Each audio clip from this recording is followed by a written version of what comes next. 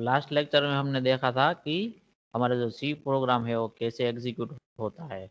तो ये रहा था उसका, एडिट करोगे पहले आप उसमें, ठीक है। एडिटर से आप क्या करोगे, एडिट करोगे, बाद में प्री प्रोसेसर होगा, फिर कंपाइलर आएगा यहाँ पर। जो कंपाइलर है वो हमारा क्या है, मेन है, ठीक है। कंपाइलर का वर्क क्या है, हमारा जो हाई लेवल लैंग्वेज है यानी कि सी प्रोग्राम में जो हमने कोड लिखा है उसको किस में कन्वर्ट करेगा, मशीन लेवल लैंग्वेज में, यानी कि मशीन इंस्ट्रक्शन बोलेंगे उसको, क्या बोलेंगे हम, इंस्ट्रक्शन। तो वो उसमें कन्वर्ट करेगा उसको। उसके बाद क्या होगा, लिंकर से जो भी हमारे रिक्वायर्ड फाइल है जो हमें सिस्टम से अवेलेबल है, जो उसमें से जो भी हमें यूज़ करना है वो सारी फाइल्स को क्या करेगा, वो हमारे प्रोग्राम के साथ लिंक करेगा। एक बार लिंक हो जाएगा जो भी फाइल हमें यूज़ करना है, उसके बाद सारा हमारा प्रोग्राम और जो लिंकिंग फाइल है वो सारी कहाँ जाएगी, प्राइमरी मेमोरी। प्राइमरी मेमोरी यानी कि हमारी जो रैम है उसके अंदर जाएगा। फिर रैम में अलग अलग क्या होंगे, हमारे पास मेमोरी स्लॉट्स होंगे। तो हमें हमारे प्रोग्राम के लिए क्या होगा, मेमोरी एलोकेट होगा। जब कभी भी हमारा टर्न आएगा तब क्या होगा, सीपीयू है वो हमारा प्रोग्राम क्या करेगा, एग्जीक्यूट करेगा। जब भी हमारा टर्न आएगा तभी हमारा सीपीयू हमारे प्रोग्राम को एग्जीक्यूट करेगा, और जो भी हमने इंस्ट्रक्शन लिखी है यानी कि सी लैंग्वेज में जो भी हमने कोड लिखा है उसके अकॉर्डिंग वो वन बाय वन जो इंस्ट्रक्शन है उसको क्या करेगा, वो रीड करेगा, एग्जीक्यूट करेगा, और जो भी चेंजेस होते हैं वैल्यू में वो चेंजेस करता जाएगा अप टू, अब तक जब आपका लास्ट इंस्ट्रक्शन आता है वहां तक वो आपका प्रोग्राम को हर एक इंस्ट्रक्शन में एग्जीक्यूट करेगा, फिर वो रिजल्ट जनरेट करके देगा। उसके बाद हमने देखा था कि हमारे पास सी प्रोग्रामिंग लैंग्वेज है तो उसके पास कितने कैरेक्टर सेट है, तो कि लेटर्स है। लेटर्स में क्या आता है, एबीसीडी के सारे लेटर्स, स्मॉल कैपिटल डिजिट में है तो 0 to 9, स्पेशल कैरेक्टर में तो @ हैशटैग डॉलर, પછી इसके बाद ये है पावर का साइन है। फिर वाइट स्पेस में आया था न्यू लाइन के, हॉरिजॉन्टल स्पेस छोड़ना है, वर्टिकल में स्पेस रखना है, नल कैरेक्टर, और बी के लिए ब्लैंक स्पेस के लिए बी। फिर सी में जो हम यूज़ करेंगे वो सारे क्या होंगे, टोकन होंगे। स्पेशली सी के लिए है तो इसको क्या बोलेंगे हम, सी टोकन। तो कितने कितने होंगे, तो वो कीवर्ड हो सकता है, आइडेंटिफायर हो सकता है, कांस्टेंट हो सकता है, स्ट्रिंग हो सकता है, स्पेशल सिंबल हो सकता है, या फिर ऑपरेटर हो सकता है। तो ये हमारे पास कितने थे, 32 कीवर्ड थे सी प्रोग्रामिंग लैंग्वेज में, जो सारे यहाँ पर क्या किए हुए हैं, लिस्ट आउट किए हुए हैं। जिनको इन कीवर्ड किसके लिए होते हैं, सी प्रोग्रामिंग के द्वारा क्या है, रिजर्व्ड है, उसका हम प्रोग्राम में एज ए वेरिएबल यूज नहीं कर सकते, ठीक है। फिर आइडेंटिफायर यानी कि हम जो वेरिएबल बनाएंगे, ठीक है, हम जो वेरिएबल बनाएंगे तो उन वेरिएबल का नाम कैसे रखना है, क्या क्या होना चाहिए उसके अंदर, ये सारी चीज़ें यहाँ पर दिखाई गई है हमें। आइडेंटिफायर किसको रिफर करेगा, एक तो हमारे वेरिएबल को रिफर करेगा, फिर फंक्शन का नाम, हमें सपोज हमें कोई अपना खुद का फंक्शन बनाना है, ठीक है। लास्ट लेक्चर में मिस्टर देव ने यह सवाल किया था कि हम प्रिंट करवाने के लिए प्रिंट एफ ही क्यों लिखते हैं। प्रिंट एफ इसलिए लिखते हैं क्योंकि वो हम क्या कर रहे हैं, हमारी जो stdio.h लाइब्रेरी है उसमें से डायरेक्टली क्या करते हैं, हम यूज़ कर रहे हैं। उसकी जगह आप, अगर आपने आपके खुद का जो है वो फंक्शन बनाया होता, तो वो खुद के फंक्शन का जो भी नाम रखा होता, फॉर एग्जांपल आपने मैक्सिमम फाइंड करने के लिए अपना फंक्शन लिखा है, आपने मैक्स फंक्शन लिखा, तो आप क्या करोगे, मैक्स फंक्शन का यूज कर सकते हो। फिर एरे, ठीक है, एरे हम लास्ट में देखेंगे। तो आइडेंटिफायर का नाम कौन कौन सा होना चाहिए, तो कि उसमें हम अपर और लोअर केस लेटर का यूज कर सकते हैं, बट हम क्या करते हैं जनरली ज़्यादातर लोअर केस लेटर का यूज़ करते हैं, ठीक है। It consist of letter and digit, हम उसमें डिजिट भी यूज़ कर सकते हैं, बट फर्स्ट जो कैरेक्टर होता है वो डिजिट नहीं हो सकता है। फिर अंडरस्कोर का भी यूज़ कर सकते हैं हम। फिर कांस्टेंट थे, तो कांस्टेंट के वो हमारे पास कितने टाइप थे, एक तो इंटीजर कांस्टेंट था, इंटीजर में क्या आएगा, विदाउट फ्लोटिंग पॉइंट वाला नंबर सारे आएंगे वो कहाँ पे आएंगे, इंटीजर कांस्टेंट में आएंगे। फॉर एग्जांपल 149 माइनस 980 प्लस 45 वगैरह इंटीजर कांस्टेंट बोलेंगे। फिर रियल कांस्टेंट किसको बोलेंगे हम, जिसके अंदर डेसिमल पॉइंट का यूज कर रहे हैं हम, वो सारे नंबर है उसको क्या बोलेंगे हम, real constant. For example 0.78 2.45 etcetera etcetera. ठीक है, उसमें हम क्या करते हैं, जैसे कि ये 4356.78 है, ये बड़ा नंबर है, तो उसको हम शॉर्ट में करने के लिए एक्सपोनेंशियल नोटेशन का यूज करते हैं। तो एक्सपोनेंशियल नोटेशन कैसे यूज होगा, तो आपको क्या लिखना है, ई का मतलब क्या होगा 10। ठीक है, उसके बाद जो आएगा वो उसका क्या होगा, पावर होगा, यानी कि 10⁻3। तो ये जो नंबर है उसको आपको मल्टीप्लाई करना है किससे, 10⁻3 से। अगर यहाँ पर -3 दिया होता तो हम क्या करते हैं, 10⁻3। तो किसी भी नंबर को 10⁻3 से मल्टीप्लाई करेंगे तो अल्टीमेटली क्या होता है, डिवीजन परफॉर्म होता है। ठीक है, तो उस हिसाब से आप कोई भी नंबर है उसको छोटे फॉर्म में भी लिख सकते हो।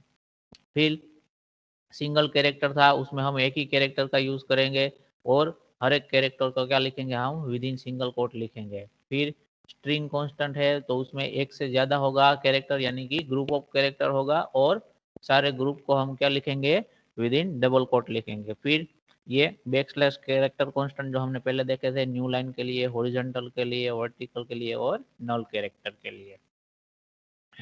फिर इंटीजर कांस्टेंट में डेसिमल, ऑक्टल और हेक्साडेसिमल तीन अलग अलग है। डेसिमल के लिए क्या करेंगे, 10 का बेस लेंगे, ऑक्टल के लिए 8 का बेस लेंगे और हेक्साडेसिमल के लिए 16 का क्या लेंगे, एज ए बेस हम कंसिडर करेंगे। फिर ये डेटा टाइप की बात हमने नहीं की थी, वो आज देखेंगे। फिर हमने देखा था कि वेरिएबल, तो वेरिएबल का नाम कैसे कैसे रखना है। तो variable must begin with letter, उसमें फर्स्ट जो आपका कैरेक्टर है वो डिजिट नहीं होना चाहिए। Variable name should not be more than 8 character. तो ये पुराने वर्जन के लिए है, हमारे आंसीसी का वर्जन है उसमें कितने कैरेक्टर हम यूज कर सकते हैं, 32 कैरेक्टर। और जो लास्ट में रिलीज हुआ जिसको हम बोलते हैं C99 वर्जन, उसके अंदर 64 ये 64 तक की 64 कैपेसिटी है कोई भी वेरिएबल की नेम की। ठीक है, फिर उसमें अपर केस और लोअर केस का हम यूज कर सकते हैं। फिर variable name should not be any keyword, जो हमारे 32 रिजर्व कीवर्ड है उनमें से कोई भी वर्ड का यूज आप एज ए वेरिएबल नहीं कर सकते हो। फिर वाइट स्पेस, यानी कि सपोज आप कोई नाम रखना चाहते हैं कि भरत शाह, ऐसा आपका वेरिएबल का नाम रखने चाहते हो, तो उसके बीच में आप ये ब्लैंक स्पेस नहीं छोड़ सकते, उसकी जगह आप क्या कर सकते हो, अंडरस्कोर का यूज कर सकते हो। ठीक है, तो आपका जो सर वेरिएबल आवाज नहीं नाम आ रही होगा है। उसके बीच में कभी भी स्पेस नहीं आएगा। हाँ जी, डाउट है किसको इसमें? ओके, आगे बढ़ते हैं। फिर मेमोरी के लिए आए थे कि मेमोरी हमें कैसे करना है। तो क्या करोगे, जब भी आपका होगा जो वेरिएबल है वो डिक्लेयर होगा तो उसको क्या मिलेगा, मेमोरी के अंदर एक ब्लॉक मिलेगा, उसके अंदर वो पर्टिकुलर वेरिएबल है अपनी वैल्यू क्या करेगा, स्टोर करेगा। फिर जब कभी भी आप वेरिएबल की वैल्यू चेंज करोगे तो क्या होगा, जो पुरानी वाली वैल्यू है पर्टिकुलर एड्रेस पे वो क्या हो जाएगी, ओवरराइट हो जाएगी। तो ये मेमोरी मैप के लिए हमारा ग्राफ था। हाँ जी, कौन सामने से आगे, हाँ ठीक है। तो ये हो सकता है हमारे, सपोज हमारे पास मेमोरी ब्लॉक है, इसमें इतने सारे एड्रेस दिए हुए हैं। पहला एड्रेस स्टार्टिंग एड्रेस 000, फिर 001, फिर अप टू यहाँ पर 8000, फिर 8001, यहाँ पर 1 है, ये 1 यहाँ पर आ गया, फिर 8002 यहाँ पर, या फिर आप 8100 कंसिडर करो। ठीक है, सपोज जो सी हमारा वेरिएबल है वो कहाँ पे मैप है, 8002 के साथ मैप है, तो उसका जो ब्लॉक है मेमोरी का उसमें कितनी वैल्यू स्टोर की हुई है, 32। ये हमने कल डिटेल में डिस्कस किया था तो आज डिस्कस नहीं करते इतना ज़्यादा। ठीक है, आगे बढ़ते हैं।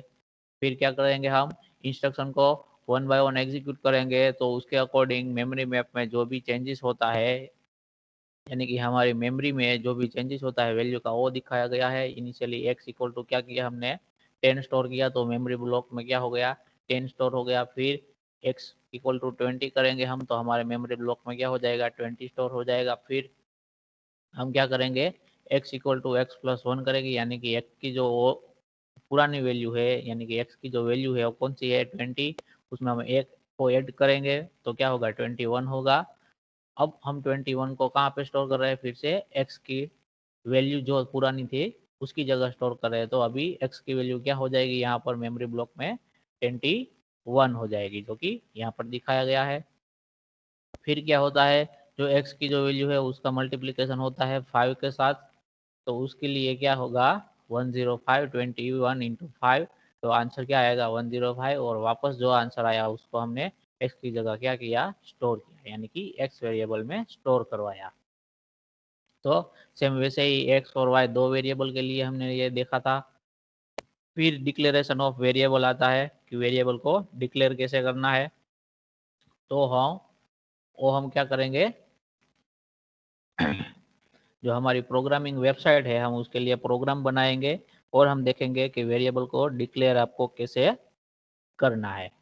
ठीक है, तो उसके लिए हम क्या करेंगे, जो हमारा ट्यूटोरियल्स पॉइंट वाला जो हमने वेबसाइट प्रीवियसली हमने क्या किया था, उसका यूज किया था। कंपाइलर, हाँ ठीक है, ट्यूटोरियल पॉइंट वाला जो हमने यूज किया था उसमें थोड़ी सी क्या आ रही थी, दिक्कत आ रही थी, उसमें सारे कोड हमारे परफॉर्म नहीं हो रहे थे, तो हमने नया जो वेबसाइट है ऑनलाइन कंपाइलर का वो ढूंढा है।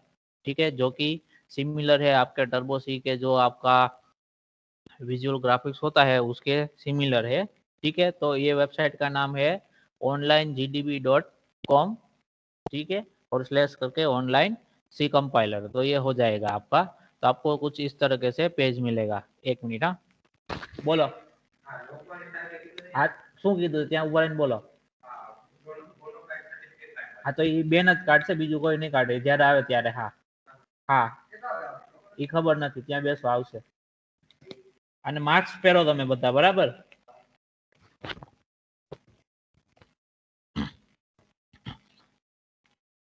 ओके, तो हम ऑनलाइन जीडीबी है उस वेबसाइट का क्या करेंगे, यूज करेंगे।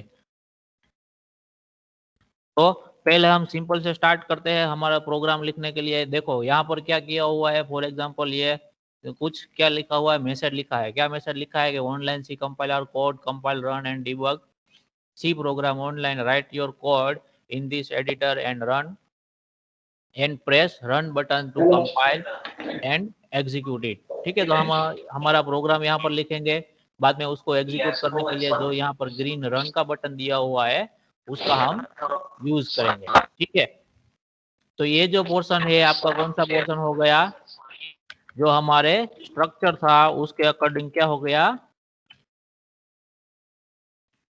डॉक्यूमेंटेशन सेक्शन हो गया। ठीक है, क्या कौन सा सेक्शन हुआ, डॉक्यूमेंटेशन सेक्शन। तो डॉक्यूमेंटेशन सेक्शन में हम क्या लिख रहे थे कि हमारे प्रोग्राम के लिए जिस हम क्या लिख रहे थे, इंफॉर्मेशन कुछ लिख रहे थे जो कि इंफॉर्मेटिव हो। तो सपोज ये हमने यहाँ पर लिखा हुआ है, तो ये इंफॉर्मेटिव इंफॉर्मेशन है, तो उसको हम कहाँ पे लिखेंगे, कैसे लिखेंगे, इस तरीके से ऐसे स्लैश बनाएंगे, फिर स्टार करेंगे। कितने स्टार लिख, कितने सारे स्टार लिखने की जरूरत नहीं है। ठीक है, एक स्टार होगा तो भी चलेगा, और लास्ट में भी एक स्टार और स्लैश ऐसे लिखना है। तो ये आपका क्या हो जाएगा, आप यहाँ पर क्या लिख सकते हो, जो भी इंस्ट्रक्शन लिखनी है आपके प्रोग्राम के लिए वो लिख सकते हो।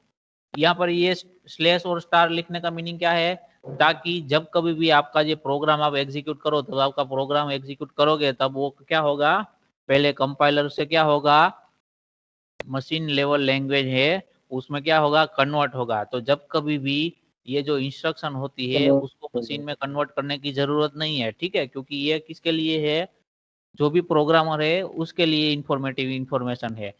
मशीन के लिए इंफॉर्मेटिव इंफॉर्मेशन ये कुछ काम की नहीं है। तो उसको तो क्या करना है, सिर्फ कोड जो लिखा है उसको क्या करना है, मशीन इंस्ट्रक्शन में कन्वर्ट करना है। तो जब भी ये स्लैश और उसके बाद ये स्टार रीड करेगा कंपाइलर आपका 1 बाय 1 लाइन में, तो उसके बाद के स्टार और स्लैश तक के जितने भी लाइन लिखे होंगे उसको वो क्या करेगा, स्किप कर देगा। उन सारी लाइंस को वो मशीन लैंग्वेज में कन्वर्ट नहीं करेगा, क्योंकि इसका कोई प्रोग्रामिंग इंपॉर्टेंस रहता नहीं है, क्योंकि इसमें कोई प्रोग्राम के लिए कोई लॉजिक ही नहीं लिखा हुआ होता है तो उसको ऐसे ही उसको मशीन में कन्वर्ट करने की जरूरत नहीं है। तो उसके लिए हम क्या यूज करेंगे, पहले स्लैश यूज करेंगे, फिर स्टार, और बीच में जो भी लिखना है, जितनी भी लाइन लिखनी है वो सारी लाइन हम लिख सकते हैं। फिर एंड में क्या करेंगे हम, स्टार और स्लैश। समझ में आ रहा है सबको? तो प्लीज एक बार रिपीट कर दीजिए सर। ओके, रिपीट करता हूं मैं। जो हमारा प्रोग्राम स्ट्रक्चर था सी प्रोग्राम का, ठीक है, वो कौन सा था? उसमें हम डॉक्यूमेंटेशन सेक्शन पहले लिखते थे, बाद में कौन सा सेक्शन आता था? लिंक सेक्शन, फिर डेफिनेशन, फिर ग्लोबल डिक्लेरेशन वगैरह वगैरह। उसमें से डॉक्यूमेंटेशन सेक्शन हम किसके लिए लिख रहे थे? ताकि हम उस सेक्शन में क्या लिख सके, हमारे जो प्रोग्राम है उसके लिए कुछ इंफॉर्मेटिव इंफॉर्मेशन लिख सके, ठीक है। ताकि अगर आपने आज कोई प्रोग्राम लिखा है और उस प्रोग्राम को आप 6 महीने बाद ओपन करोगे तो डायरेक्टली आपको पता नहीं चलेगा कि आपने पर्टिकुलर प्रोग्राम है वो किसके लिए लिखा था। तो उस टाइम पे सपोज आपने अपने प्रोग्राम में यहाँ पे ऊपर लिख दिया होता कि क्या लिखना है आपको, this program is for display name. तो जब कभी भी आप प्रोग्राम ओपन करोगे तो आप ये सेंटेंस पढ़ के पता चल जाएगा कि पर्टिकुलर प्रोग्राम किस चीज के लिए हमने बनाया था, ठीक है। तो सिर्फ उसी हिसाब, इसी पर्पज के लिए ये सेक्शन यहाँ पर रखा गया हुआ है। ये कंपलसरी नहीं है, अगर आप ये निकाल दोगे तो भी आपका प्रोग्राम रन होगा। लेकिन जब आप बड़ा कोई सॉफ्टवेयर बनाते हो, उनमें छोटे छोटे प्रोग्राम होते हैं, तो उस टाइम पे आपको, अगर आप ये मेथड है डॉक्यूमेंटेशन सेक्शन लिखने की, जो मेथड है उसको फॉलो करोगे तो आपको इजी रहेगा सारे जब छोटे छोटे प्रोग्राम को कंबाइन करोगे तब समझने के लिए। तो उस हिसाब के लिए हम क्या लिखते हैं, डॉक्यूमेंटेशन सेक्शन का यूज करते हैं। अगर हम सिंपल सिंपल प्रोग्राम छोटे छोटे लिखते हैं तो उसके लिए यह जरूरी नहीं है, ठीक है। बाद में क्या आता है, लिंक सेक्शन आता है। लिंक सेक्शन में क्या करेंगे हम, बता सकता है कोई?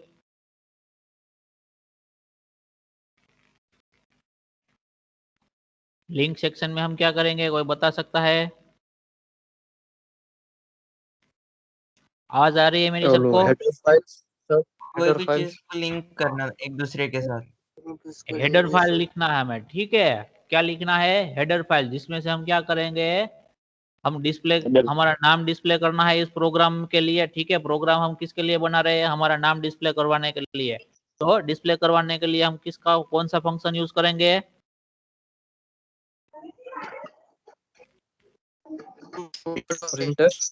प्रिंटफ फंक्शन का यूज करेंगे, करेक्ट, ठीक है।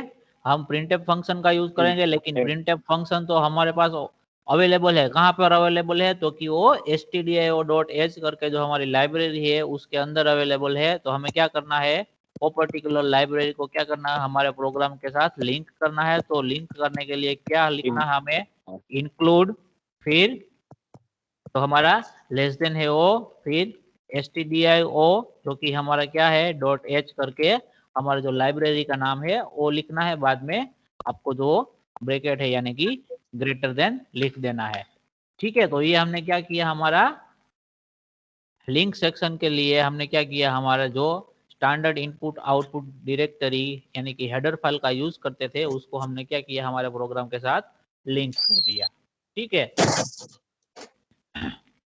फिर हम क्या करेंगे, हमें सिंपल मैसेज प्रिंट करना है तो हम क्या करेंगे, वॉइड मेन लिखेंगे।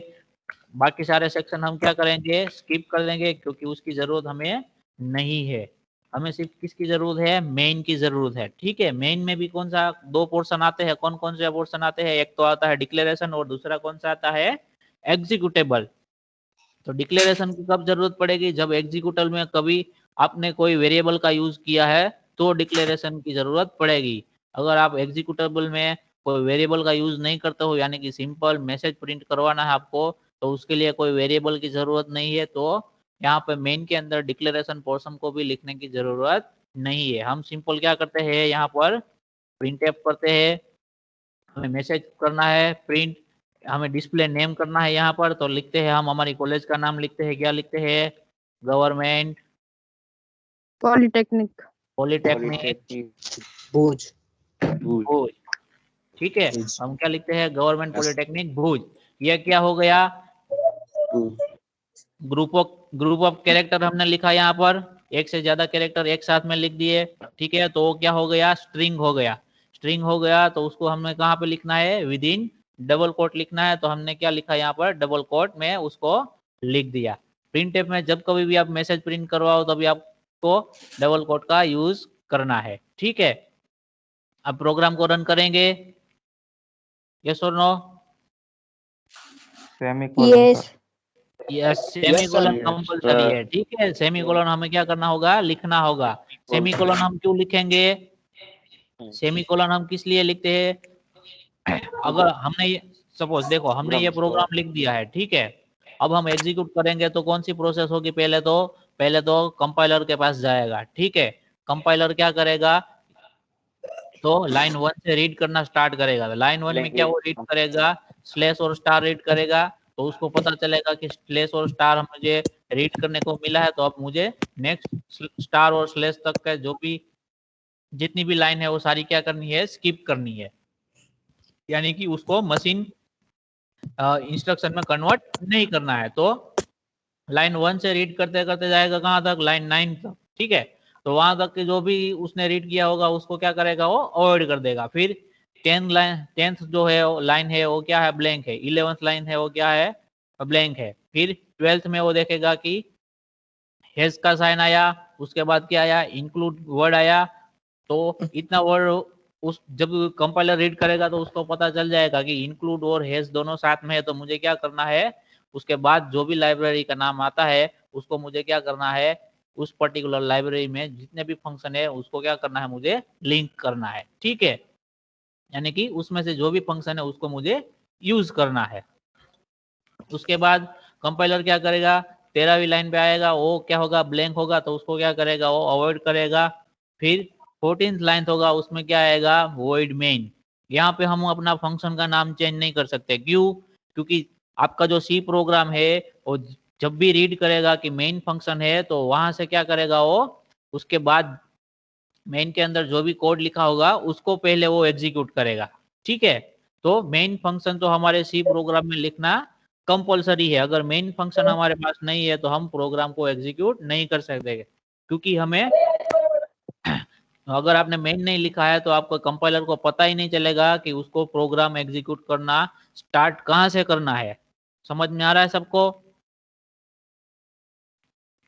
यस सर ओके, तो उसके लिए हमें क्या करना है, मेन फंक्शन लिखना क्या है, कंपलसरी है। अगर मेन फंक्शन लिखा नहीं है तो कंपाइलर को पता नहीं चलेगा कि मुझे कहाँ से प्रोग्राम को एग्जीक्यूट करना स्टार्ट करना है। अगर मेन फंक्शन लिखा है तो मेन फंक्शन के अंदर जो भी ब्रैकेट, मेन फंक्शन के 2 ब्रैकेट है, उसके अंदर जितने भी स्टेटमेंट लिखे होंगे वो बारी बारी क्या होंगे, एग्जीक्यूट होंगे, ठीक है।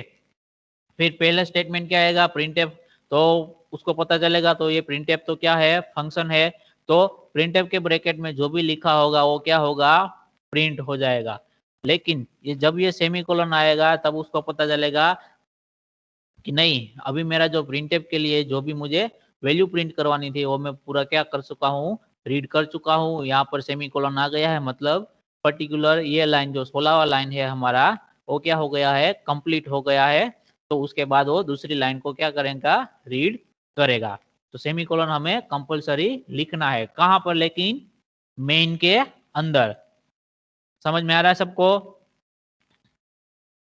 Yes sir yes sir. Okay, तो ये प्रोग्राम हमारा कंप्लीट हो चुका है। अब हमें क्या करना है, उसको एग्जीक्यूट करना है। तो हम क्या करेंगे, सिंपली उसको रन बटन पर क्लिक करेंगे। तो रन बटन पर क्लिक करेंगे तो इंटरनली कितनी प्रोसेस होगी, पहले प्री प्रोसेसिंग होगा, ठीक है, बाद में क्या होगा, कंपाइल होगा, फिर लिंक होगा, फिर वो रैम के पास जाएगा, फिर सीपीयू के पास जाएगा, ठीक है। इतनी सारी इंटरनल प्रोसेस होने के बाद हमारा प्रोग्राम एग्जीक्यूट होके हमें डायरेक्ट क्या दिखाएगा, आउटपुट दिखाएगा। ये सारी जो प्रोसेसिंग है वो कहाँ होती होगी, सर्वर पर। कौन से सर्वर पर, जो कि ये वेबसाइट का सर्वर होगा ना जहाँ पर, वहां पे ये सारी प्रोसेसिंग होती होगी, ये हमारे कंप्यूटर में नहीं होगी, ठीक है।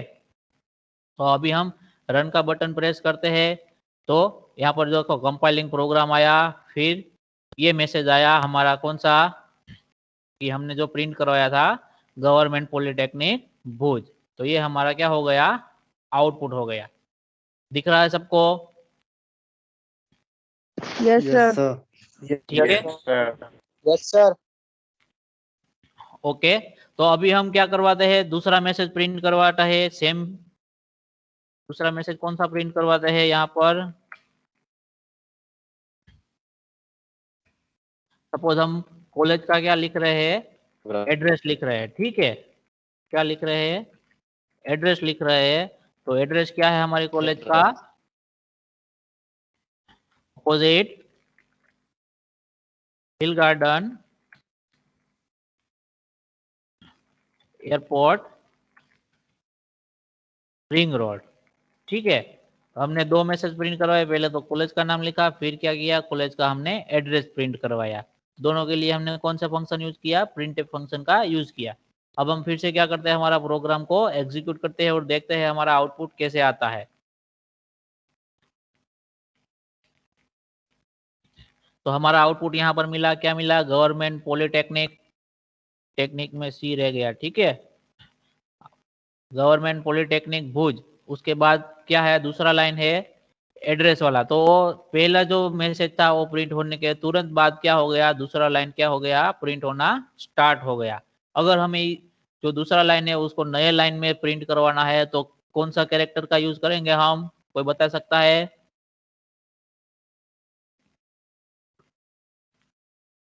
Black. कौन सा? ब्रेक का Break. यूज नहीं होगा। सर सर वो टी टी हॉरिजॉन्टल लाइन के लिए यूज करते थे ना, वो वाला। स्लैश एन का यूज होगा, ठीक है। स्लैश एन हाँ, किसके लिए है, न्यू लाइन के लिए है, ठीक है। तो स्लैश एन आप दूसरे लाइन के पहले लिख सकते हो या फिर पहले लाइन के एंड में लिख सकते हो, तो भी क्या होगा, सेम ही आउटपुट आएगा। तभी हम देखते हैं पहले क्या किया हमने, दूसरे लाइन के स्टार्टिंग में हमने क्या लिखा, स्लैश एन लिखा। तो जब कभी भी कंपाइलर है आपका स्लैश एन रीड करेगा तो उसको पता चल जाएगा कि उसके बाद का जो भी आउटपुट है मुझे क्या करना है, नए लाइन से प्रिंट करना है, ठीक है। तो अभी हम इसको एग्जीक्यूट करते हैं और देखते हैं कि क्या आंसर मिलता है हमें। तो हमारा प्रोग्राम एग्जीक्यूट हो रहा है, तो हमें आउटपुट मिला क्या, पहला मैसेज था हमारा गवर्नमेंट पॉलिटेक्निक भुज, तो फर्स्ट लाइन में आया। उसके बाद दूसरे में हमने क्या किया, स्लैश एन का यूज किया। तो उसके बाद का जो भी प्रिंटिंग का जो वर्क है वो सब कहाँ हो गया, न्यू लाइन से हुआ, ठीक है। एड्रेस क्या लिखा, अपोजिट हिल गार्डन एयरपोर्ट रिंग रोड। तो ये स्लैश एन का हमने कहाँ पर यूज किया, सेकंड लाइन के फर्स्ट में स्टार्टिंग में, या फिर हम कहाँ कर सकते हैं, फर्स्ट लाइन का जो एंड पोर्शन है वहां पर कर सकते हैं। तो दोनों का मीनिंग क्या होगा, सेम होगा। जब कंपाइलर यहाँ पर पहुंचेगा तो उसको पता चलेगा अब मुझे जो नेक्स्ट मैसेज प्रिंट करना है वो कहाँ से करना है, नेक्स्ट लाइन से करना है। तो इस तरीके से हम, यानी कि फर्स्ट स्टेटमेंट में लास्ट में स्लैश एन लिख के भी हम क्या करते हैं, उसको एग्जीक्यूट करवा सकते हैं और हमें आउटपुट मिलेगा, वो क्या मिलेगा, सेम ही आउटपुट मिलेगा, दोनों लाइन अलग अलग प्रिंट होंगे, ठीक है। समझ में आ रहा है सबको? Yes sir. अगर मैं यहाँ पर स्लैश एन निकाल देता हूँ, स्लैश एन निकाल देता हूँ तो क्या होगा, एक ही लाइन में प्रिंट होगा, ठीक है। तो मुझे क्या करना है, सपोज गवर्नमेंट पॉलिटेक्निक भुज लिखा है, उसके बाद थोड़ा सा स्पेस छोड़ के उसी लाइन में क्या करना है, एड्रेस को प्रिंट करवाना है। तो मैं क्या कर सकता हूँ, यहाँ पर स्लैश टी का यूज करेंगे हम, ठीक है। क्या करेंगे, स्लैश टी का यूज करेंगे हम। तो क्या होगा, टी से क्या होगा, हॉरिजॉन्टल क्या होगा, स्पेस छूटेगा। और जब आप कंप्यूटर में टैब प्रेस करते हो तो कितनी स्पेस छूटती है, उसी तरह हॉरिजॉन्टल टैब क्या होगा, जितना होगा उतनी स्पेस वहां पर रहेगी, ठीक है। तो यहाँ पर देखो फर्स्ट लाइन का, यानी कि फर्स्ट जो मैसेज था वो प्रिंट होने के बाद स्लैश टी के लिए कितना, इतना स्पेस मिला उसको। आपकी बात क्लियर नहीं आ रही है। उसके बाद क्या हुआ, जो दूसरा मैसेज था वो प्रिंट हुआ, ठीक है। तो ये क्या हुआ, हॉरिजॉन्टल टैब के लिए हुआ। अगर आपको वर्टिकली करना है, यानी कि ये जो गवर्नमेंट पॉलिटेक्निक भुज है वो प्रिंट होने के बाद क्या करना है आपको, न्यू लाइन से, लेकिन यहाँ से आपको क्या करना है, मैसेज प्रिंट करना है, पहले से नहीं। जो पहला लाइन खत्म हुआ है उसके बाद से, लेकिन वर्टिकली यानी कि दूसरी लाइन से करना है। तो यहाँ पर हम किसका यूज करेंगे, स्लैश वी का यूज करेंगे। अब हम देखते हैं कि कैसे हमारा आउटपुट मिलता है। तो क्या होगा उसमें, फर्स्ट मैसेज प्रिंट होगा, वो जहां पर खत्म हुआ है उसके बाद क्या होगा, वर्टिकल टैब आया, तो वर्टिकल टैब का मीनिंग क्या होगा, वो वहां से उसके बाद का जो भी मैसेज होगा वो दूसरी लाइन में करेगा, प्रिंट करेगा, लेकिन स्टार्टिंग से नहीं करेगा। पहला जितना है उतना वो क्या करेगा, ब्लैंक छोड़ेगा, उसके बाद क्या करेगा, वो प्रिंट करना स्टार्ट करेगा। समझ में आ रहा है सबको? यस और no? Yes sir. Okay, Yes, sir. तो ये बात थी कौन सी, Yes. खाली सिंपल मैसेज प्रिंट करवाने के लिए हमने यह किया। इस तरीके से आप क्या कर सकते हो, अपना पहले नाम प्रिंट करवा सकते हो, फिर आपका एड्रेस जो भी है वो प्रिंट करवा सकते हो, फिर आपका ब्रांच है यानी कि कंप्यूटर इंजीनियरिंग ऐसे लिख सकते हो। उस हिसाब से आप अपना पूरा बायोडाटा क्या करवा सकते हो, प्रिंट करवा सकते हो। तो ये थी सिंपल प्रिंट करने के लिए बात थी, ठीक है। अगर हमें क्या करना है, मैथमेटिकल ऑपरेशन परफॉर्म करना है, तो उसके लिए क्या करना पड़ेगा, हमें वेरिएबल का यूज करना पड़ेगा, ठीक है। मैथमेटिकल ऑपरेशन परफॉर्म करना हमें, तो क्या करेंगे उसके लिए, हम वेरिएबल यूज करेंगे। फॉर एग्जांपल हम ले लेते हैं यहाँ पर एक प्रोग्राम ले लेते हैं, ठीक है। प्रोग्राम हम किसके लिए बनाते हैं, इस program is for adding two numbers and display the answer. Program किसके लिए हम बना रहे हैं, तो कि हमें क्या करना है, दो नंबर है उसका क्या करना है, एडिशन करना है, ठीक है। और दो नंबर हम ले लेते हैं, कौन कौन से है, फॉर एग्जांपल हमारे पास नंबर है 10, एक नंबर है 10, दूसरा है हमारे पास क्या है 15।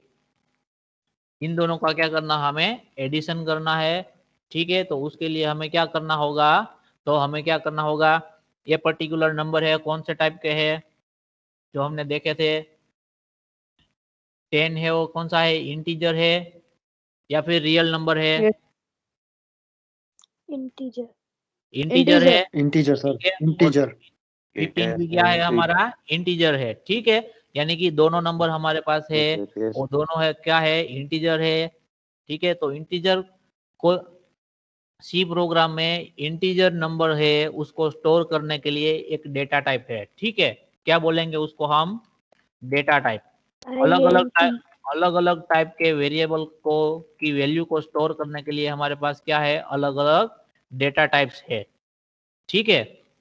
फॉर एग्जांपल जो हमें इंटीजर यानी कि विदाउट डेसिमल प्लेसेस वाली जो वैल्यू है उसको स्टोर करने के लिए हम कौन सा डेटा टाइप का यूज करेंगे, तो उसको बोलेंगे हम, क्या बोलेंगे, इंटीजर डेटा टाइप। और सी प्रोग्राम में उसका नोटेशन क्या है, सिंपल INT, ठीक है। क्या है उसका नोटेशन, INT। समझ में आ रहा है सबको? Yes, sir. Yes. 10 और 15 क्या है हमारे, 10 और 15 क्या है हमारे पास, इंटीजर नंबर है।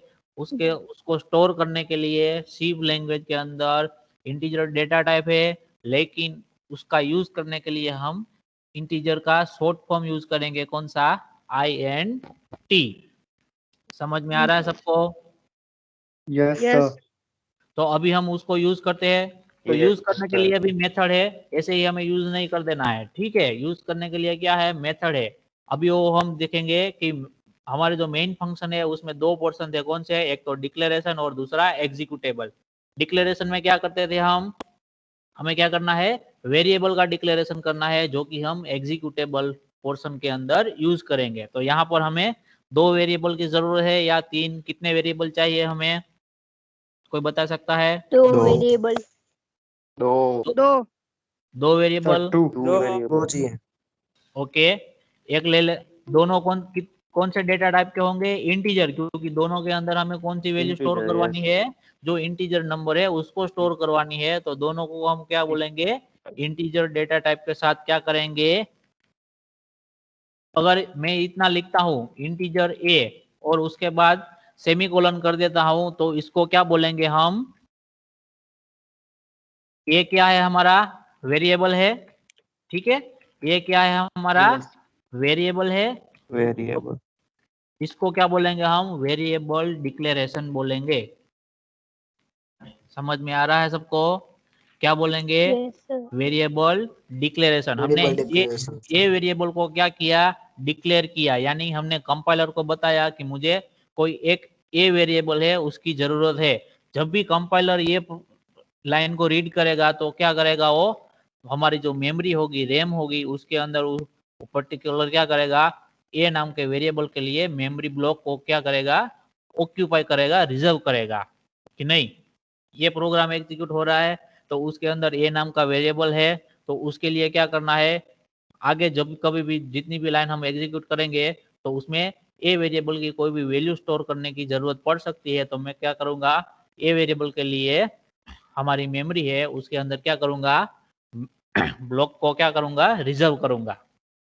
तो ये आपका क्या हुआ? Variable declaration. तो ठीक उसी तरह हम क्या करेंगे? बी का भी क्या कर देंगे? हम डिक्लेरेशन कर देंगे।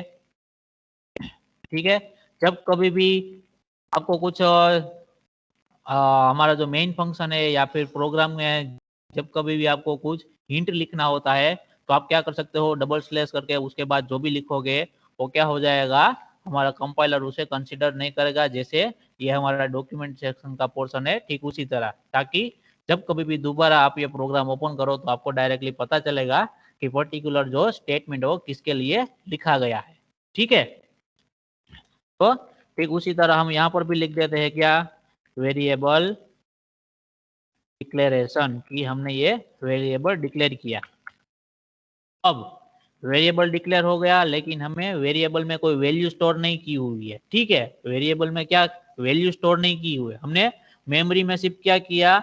ए और बी दोनों वेरिएबल के लिए क्या कर दिया? हमने स्पेस यानी कि जो ब्लॉक था वो हमने क्या कर दिया है? यहाँ पर रिजर्व कर दिया है, लेकिन उसके अंदर कोई वैल्यू हमने नहीं डाली है। ठीक है, आपको रहने के लिए घर मिल गया है लेकिन आप अभी वहां पर रहने गए नहीं हो। ठीक है, ठीक उसी तरह की बात है ये। आपको दो वेरिएबल के लिए मेमोरी ब्लॉक मिल गया है लेकिन आपने उस मेमोरी ब्लॉक के अंदर कोई भी वैल्यू स्टोर करवाई नहीं है अभी तक। तो वैल्यू स्टोर करवाने के लिए आप क्या करोगे? ए इक्वल टू क्या लिखोगे? 10 और बी इक्वल टू क्या लिखोगे आप? 15। अब ये दोनों स्टेटमेंट एग्जीक्यूट होने के बाद क्या होगा? आपके ए और बी जो दो वेरिएबल है उन दोनों वेरिएबल को क्या मिल गई है? यहाँ पर दोनों के लिए वैल्यू हमने 15 लिखा है जरूरी है? सॉरी सर यहाँ पे हम a इक्वल टू 10 और b इक्वल टू 15 लिखा हो जरूरी है कि सर दूसरे कोई भी लिख सकते हैं इसमें? कोई भी लिख सकते हो आप, जो भी वैल्यू देनी है वो लिख सकते हो, लेकिन हमने यहाँ पर कंसीडर किया कौन सा? कि हम दो वैल्यू लिखेंगे 10 और 15। तो इसके लिए हमने क्या लिखा है यहाँ पर? 10 और 15। यहाँ पर आप कोई भी वैल्यू लिख सकते हो। ठीक है, आपको जो ठीक लगे वो वैल्यू लिख सकते हो। फॉर एग्जाम्पल हमने कौन सा लिखा है? 10 और 15। ठीक है, अब हमें क्या करना है? उसका एडिशन करना है। तो a प्लस बी करेंगे हम, लेकिन इसको स्टोर कहाँ पर करवाएंगे? जो आंसर आएगा उसको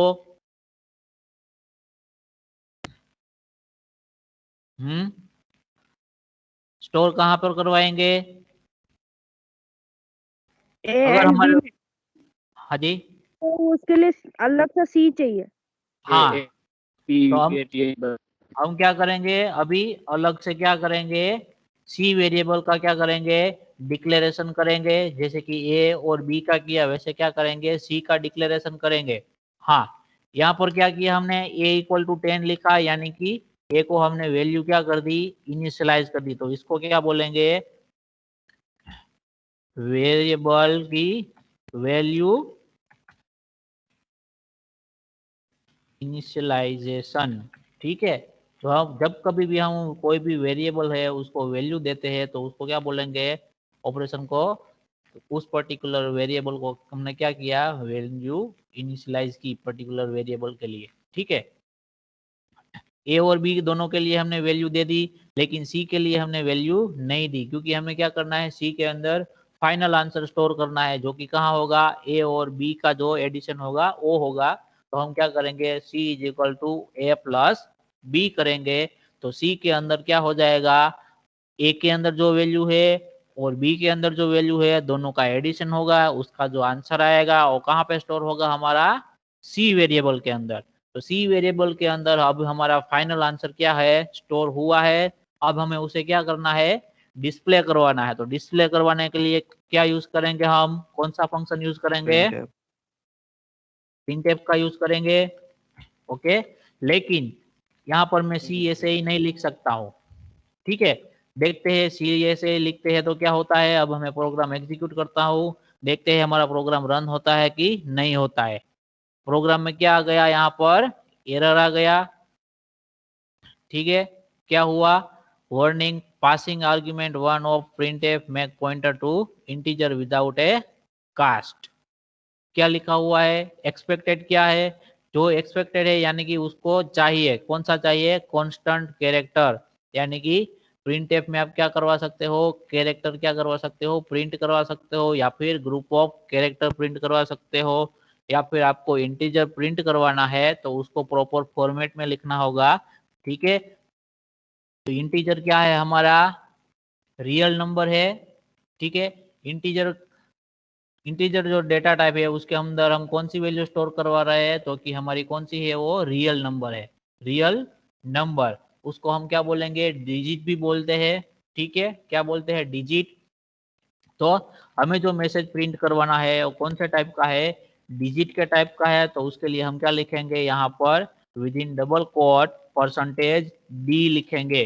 परसेंटेज डी किसके लिए है, तो कि डिजिट के लिए। तो जब कभी भी परसेंटेज डी रीड होगा तो उसके बाद कोमा करके जो भी वेरिएबल यहाँ पर दिया होगा उस वेरिएबल की क्या होगी, वैल्यू परसेंटेज डी की जगह क्या हो जाएगी, आ जाएगी, और वो बाद में क्या होगा, प्रिंट होगा। तो अभी हम देखते हैं प्रिंट होता है कि नहीं। तो हमारा प्रोग्राम एग्जीक्यूट करते हैं, तो आंसर हमें मिला क्या, 25, जो कि करेक्ट है। 10 + 15 करेंगे तो आंसर क्या मिला हमें, 25। तो ये सिर्फ 25 ही आंसर मिला। अगर आपको यहाँ पर मैसेज भी लिखना है कि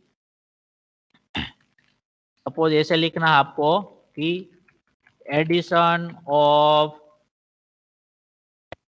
2 नंबर्स इज इक्वल टू, तो क्या होगा, ये सारा message as it is print होगा, क्योंकि वो कहाँ लिखा आपने, विद इन डबल कोट लिखा है, जो हमने पहला प्रोग्राम देखा था इसके पहले का, ठीक उसी तरह। लेकिन जहां परसेंटेज डी होगा तो कोमा करके जो पहला वैल्यू लिखा होगा वो क्या होगा, जो भी वेरिएबल लिखा होगा वो वेरिएबल की वैल्यू कहाँ पर आ जाएगी, जहां आपने परसेंटेज डी लिखा है वहां पर। तो देखते हैं आउटपुट कैसा आता है हमारा।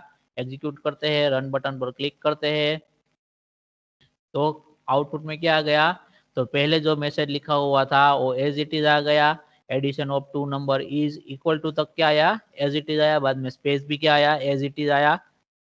और जहां पर परसेंटेज डी है वहां पर किसकी वैल्यू आ गई, हमारे सी वेरिएबल की। सपोज यहाँ मैं सी की जगह क्या देता हूँ, ए लिख देता हूँ, तो आउटपुट में क्या प्रिंट होगा, कोई बता सकता है।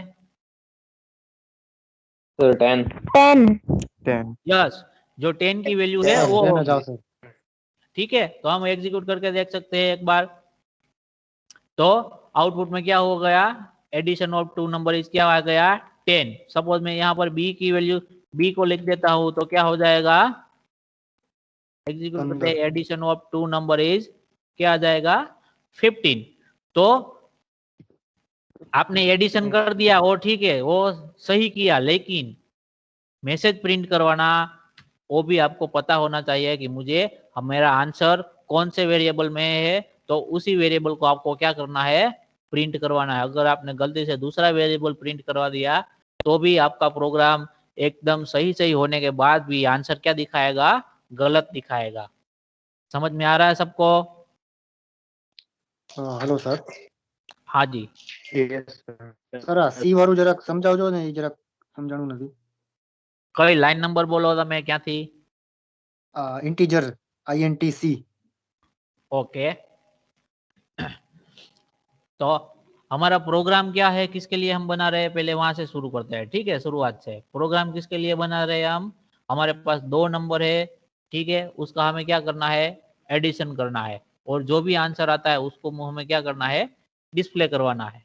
तो एडिशन के लिए हमने 2 नंबर फिक्स ले लिए हैं अभी हमने, क्योंकि हम प्रोग्राम की शुरुआत कर रहे हैं। तो हम कहाँ से स्टार्ट करते हैं, फिक्स वैल्यू के साथ करते हैं। बाद में हम वैल्यू भी क्या रखेंगे, जब हमारा प्रोग्राम रन होता होगा तभी वैल्यू हम क्या करवाएंगे, एंटर करवाएंगे। तो हर एक टाइम आप प्रोग्राम रन करने के बाद क्या कर सकते हो, अलग अलग वैल्यू दे सकते हो। लेकिन अभी हमारा स्टार्टिंग पॉइंट है, तो हमने क्या किया, 2 वैल्यू को ले लिया। दोनों वैल्यू क्या है हमारे पास, 10 और 15। तो यानी कि हमें 10 और 15 का क्या करवाना है, एडिशन करवाना है। तो उसके लिए हमें क्या करना है, प्रोग्राम को लिखना है।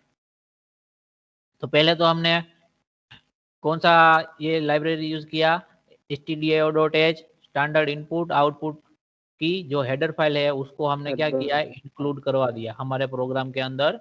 बाद में हमने क्या किया, void main फंक्शन लिखा। मेन फंक्शन के अंदर क्या होता है, 2 पोर्शन होते हैं। फर्स्ट पोर्शन कौन सा होता है, डिक्लेरेशन वाला पोर्शन होता है, और दूसरा कौन सा होता है, एग्जीक्यूटेबल वाला। तो ये जो 3 लाइन आपको दिख रही है वो कौन सी पोर्शन है, डिक्लेरेशन पोर्शन में आप उसको काउंट कर सकते हो। ये सारा कौन सा है आपका, जो बाद में है उसको आप कहाँ पर काउंट कर सकते हो, एग्जीक्यूटेबल पोर्शन के अंदर काउंट कर सकते हो। ठीक है। तो डिक्लेरेशन में क्या होगा, वेरिएबल को आप क्या करोगे, डिक्लेयर करोगे, जो कि कहाँ पे यूज होंगे, आपके एग्जीक्यूटेबल पार्ट के अंदर यूज होने वाले हैं। उन सारे वेरिएबल को आपको क्या करना है, डिक्लेरेशन पार्ट के अंदर Sir, डिक्लेयर your करवाना है। voice is not enabled. Sorry, सबको आवाज नहीं आ रही है? हेलो सर મને આવે છે। हाँ sir I can hear. Okay. तो जिसको आवाज में तकलीफ है वो अपने एंड से ट्राई करो, ठीक है। यहाँ से सब कुछ ठीक है। तो हम क्या करेंगे, वेरिएबल को डिक्लेयर करवाएंगे। वेरिएबल को डिक्लेयर कैसे करेंगे, तो हमें पहले ये ध्यान रखना है कि हम वेरिएबल बना रहे हैं तो उस वेरिएबल के अंदर कौन से टाइप की वैल्यू को हम स्टोर करवा रहे हैं। ठीक है। अभी हमें कौन सी वैल्यू स्टोर करवानी है, 10 और 15 sir. सॉरी, आवाज आ रही है सबको, ठीक है? सर મને આવે જ છે। Yeah, sir. Okay.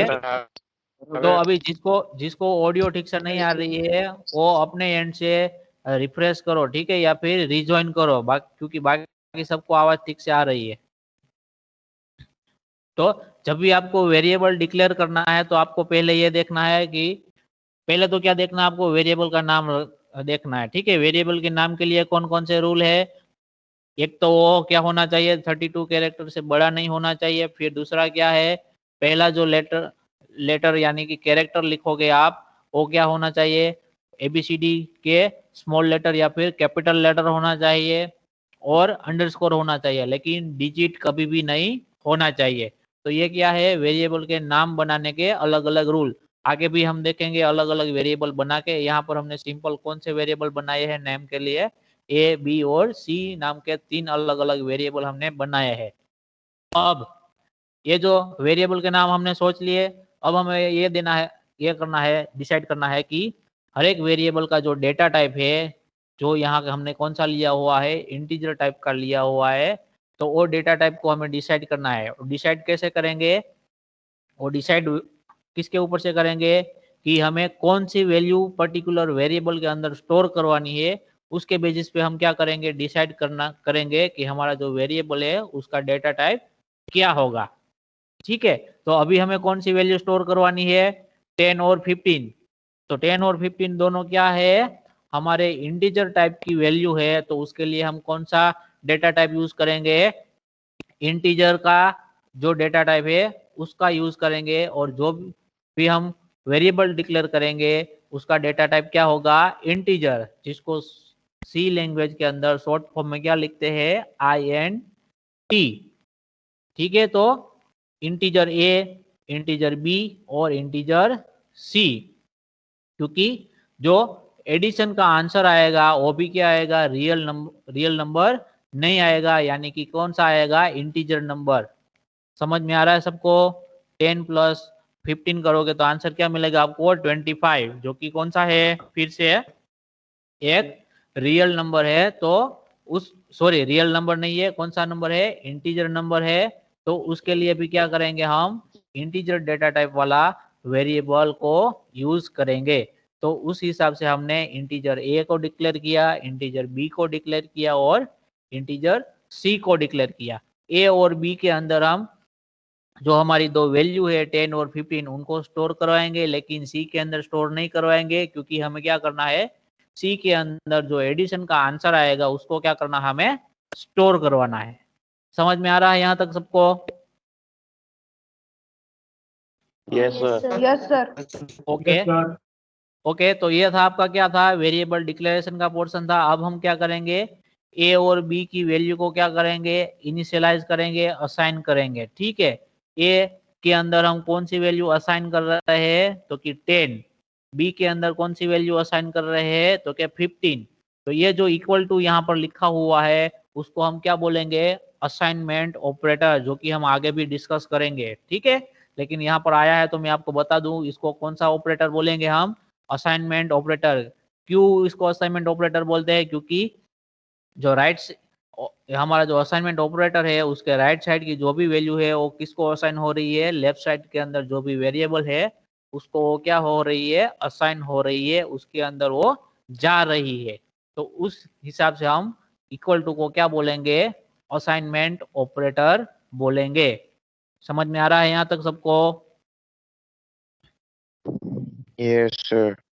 Okay okay, अब हमारे पास क्या है, ए वेरिएबल के पास भी वैल्यू है और बी वेरिएबल के पास भी क्या है, हमारी वैल्यू है। अब हमें क्या करना है, उसका एडिशन करना है, जो कि हमारा मेन टास्क है। हमारे प्रोग्राम लिखने का मेन पर्पस क्या है कि हमें दो वेरिएबल के अंदर वैल्यू जो है उसको क्या करना है, ऐड करवाना है। तो कोई भी वेरिएबल को एक्सेस करने के लिए हम क्या लिखेंगे, उस वेरिएबल का नाम लिखेंगे, तो उसकी जगह क्या आ जाएगी, उस पर्टिकुलर वेरिएबल के लिए जो भी वैल्यू होगी वो आ जाएगी। तो हमने क्या लिखा, ए लिखा, फिर क्या लिखा, प्लस, क्योंकि हमें क्या करना है, एडिशन करवाना है। अगर आपको सब्सट्रैक्शन करवाना होता तो हम क्या लिखते, यहाँ पर प्लस की जगह माइनस लिखते।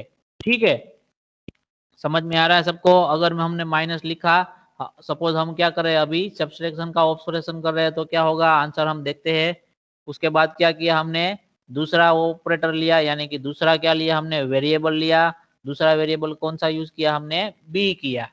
अब ए सब्सट्रैक्शन बी का जो भी आंसर आएगा उसको हम कहाँ पे स्टोर करवा रहे हैं, सी के अंदर। तो हमारा फाइनल आंसर कहाँ पर है, सी के अंदर है। तो हमें क्या करना है, सी की जो भी वैल्यू है उसको क्या करना, हमें डिस्प्ले करना है। तो डिस्प्ले करवाने के लिए हमें क्या यूज करना है, कोई भी इंटीजर टाइप का वेरिएबल है उसको डिस्प्ले करवाने के लिए हम क्या यूज करेंगे, परसेंटेज डी यूज करेंगे।